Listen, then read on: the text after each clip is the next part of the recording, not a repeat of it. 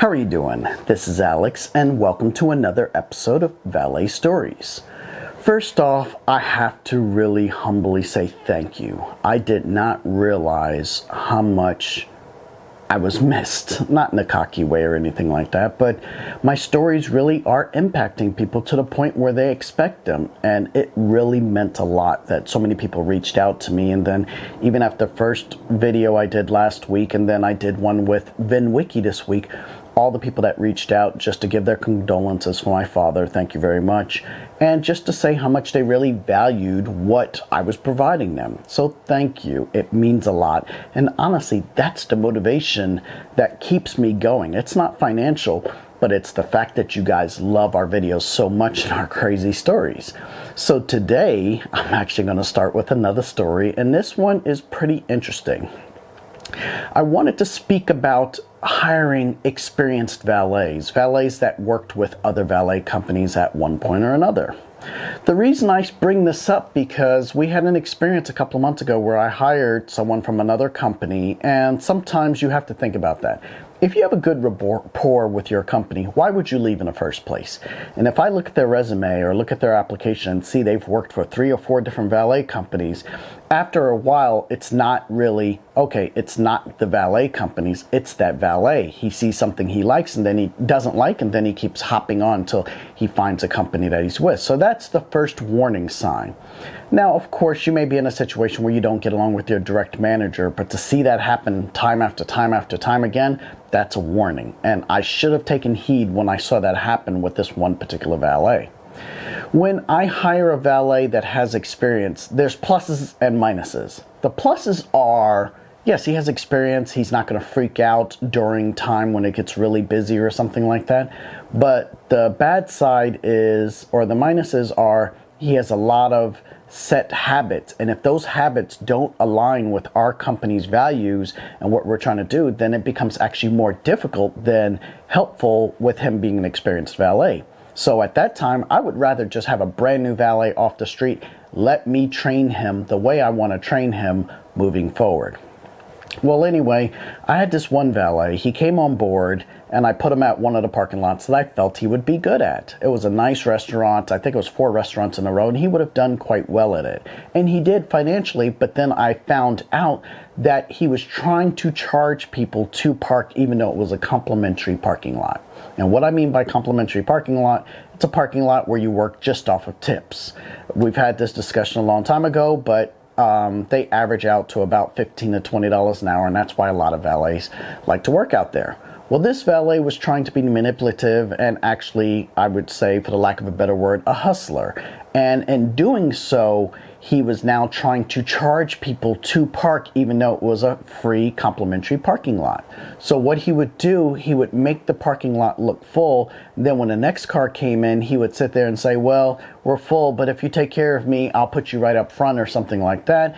That way, kind of like pulling out $5, $10, $20 out of the customers. But the customers started to feel very uncomfortable, and the word got back to me really quickly. So anyway, I had this valet come into the office. He explained what he was doing. He wasn't trying to do that. He was just trying to maximize his money, which I didn't like. But moving forward, I said, you know what? That's not going to work. I'm not going to risk putting you on a parking lot. You're a new employee, and I want to watch you a little bit more carefully, so I'm going to put you at one of the dealerships. If you are as good as you say you are, then everything should be just fine. So show me how good you are. I'm going to put you at one of the dealerships. So in doing so, I put him at the dealership, and would you believe within 2 weeks, I started getting complaints about him there. He was, I use this word very carefully. I don't want to use it too much, but he sexually harassed one of our female employees, and in doing so, he was trying to give her a hug when she didn't want it, and that was reason number 1. Actually, that was the second reason. He was done after that. But before that, he did something where I got word that he was sitting in his car. The shift ends at 7 p.m. He's sitting in his car at 6:15 because it slowed down, and he was smoking a cigarette and all that. He just wasn't doing a job he needed to do. The final kabanger was, now follow me here. When we're at the dealerships, we run the cars around, we park them, we pull them up to the service bay and everything like that. We also wash the cars. A part of our duties is vacuuming the cars and then putting them into the automatic car wash. Well, we put this car into the automatic car wash, and let me paint the picture for you. This is one of those situations where you pull the car into the car wash, you stop the car, and the machine actually works over the car. So it's actually doing its job, and it takes all of about 5 minutes to do. And I told the valets, for efficiency of time, what you can do is pull the car into the car wash bay, turn the car off, get out of the car, go out the back way, and all this before the machine starts. It takes about 10 seconds for the machine to start. So you could do that all within 10 seconds. What you can do once the machine starts working on the car, go up front, get a second car, bring it back into the bay, not into the bay, but right before the bay, and you can get it prepped up to go into the car wash as soon as this one's finished. So as soon as this car is finished, after 5 minutes, you pull it forward, you walk back, get the second car, pull it in, takes 5 minutes, you go back up to the front, drop it off, pick up another car, and just continue the cycle. So every 10 minutes you're doing about 2 cars, and that's efficiency. Well, that's what was supposed to happen. Did it happen? No. What this idiot did, and yes, I can call him an idiot in this particular case, he pulled the car into the car wash. You see him get out of the car, go back, what I thought was going back to the front, but as you can see, he's on his cell phone. Video chatting, Snapchatting, TikToking, whatever he's doing, he's not paying attention. So he goes, and that's all that I hear. A week later, 2 weeks later, I get word that a car is missing. I'm like, what do you mean a car is missing? I get a call and they're like, hey, we can't find this particular vehicle. And so we start combing the entire lot. And when we say that, we will literally go over 500 cars, check VIN numbers. This is new car sales, used car sales, service vehicles, whatever. We're searching every single solitary car. We're trying to find this car. And this particular car was a Kia Soul. We could not find it. I think it was green in color, so it should be pretty easy to spot. Went over every single car, cannot find it at all. So we are freaking out. And the customer gets word of this, and she calls her insurance company, and she calls her police department and says the car has been stolen off of the dealership lot. We now have to put this lady into a rental car. We are dealing with the insurance company to determine how this car was stolen. By this time, this is now going on week 3, because we cannot find this car at all. She is pissed. Obviously, we're pissed. We're concerned. So we start combing over 3 weeks worth of video to find out when and at exact what point was this car stolen.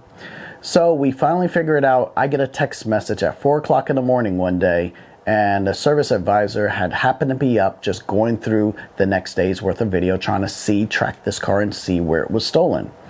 Well, we determined that it was never stolen. What happened, going back to the idiot valet, pulled the car into the car wash, never came back for it.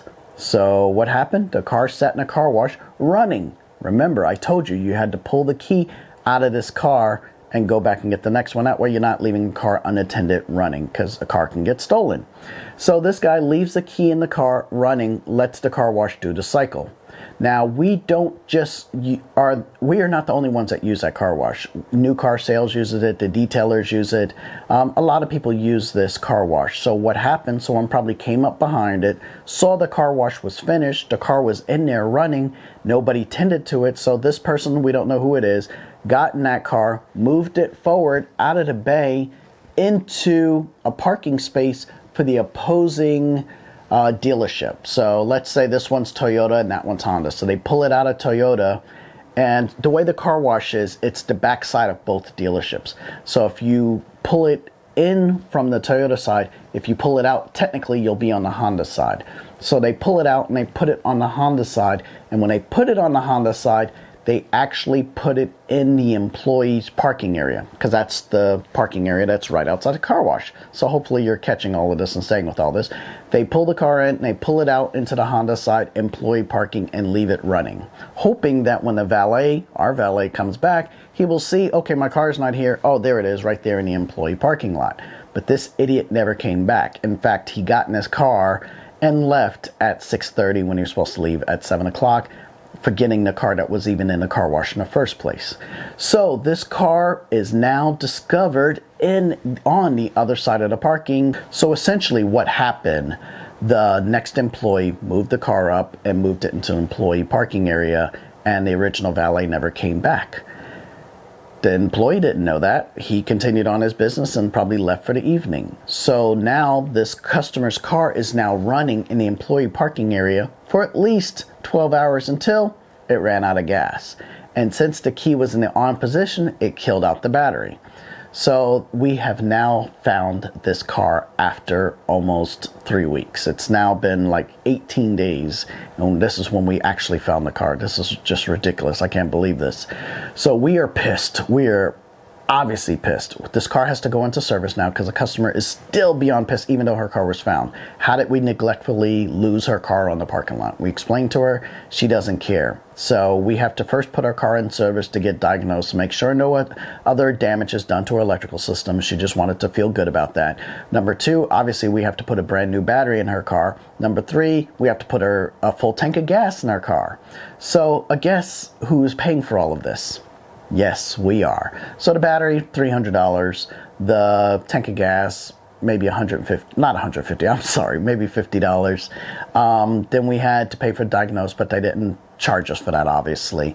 But we had to pay for the rental car for 2 weeks. So that was another, I think, close to $300. And then this is the kicker. She was pissed. She came into the dealership and she threatened to go to the head person whose name is on the dealership. So for instance, if it's a Rick Hendricks Chevrolet, she was threatening to go to Rick Hendricks. Now, everybody in the service department and the new car sales department, even the directors and managers, are all scared of the top person. So they're trying to do whatever it takes for her not to go to that person. So I think it costs like $350 or $400, basically of hush money, to keep her quiet so she wouldn't go to the top. Whew. Yes, this is a crazy story, but this is what happened. So obviously the car was okay. We put a new battery, new gas, everything like that. Honestly, I don't think she'll ever come back to this dealership again. And yes, Alex fired that valet. And the valet had the nerve to say, Kenny, I think this was maybe about the 18th of the month, and he asked if he could stay to the end of the month because he had rent to pay and he wanted to continue working so he had enough money to pay his rent. Wrong. That's not going to happen. So unfortunately, no, you cannot continue working with our company doing more damage while you can pay your rent. So it's not going to work that way. But again, these are some of the crazy stories that we have in the valet parking world. And this is why I'm concerned to hire other valets from other companies who have worked for several other companies in a short amount of time. So again, thank you for watching. I love telling these stories, and trust me, I have more coming up soon.